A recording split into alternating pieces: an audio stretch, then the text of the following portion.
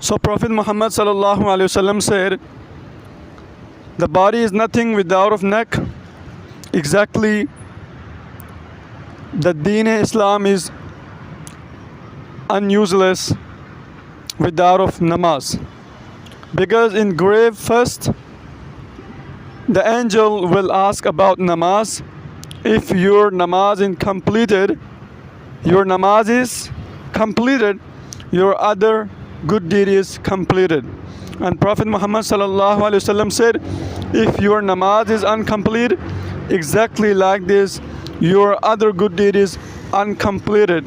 So we have to perform prayer. And today I have delivered you what's the difference between Muslim and non-Muslim, and what is the virtue of namaz in Deen Islam for Muslim people. Thanks very much.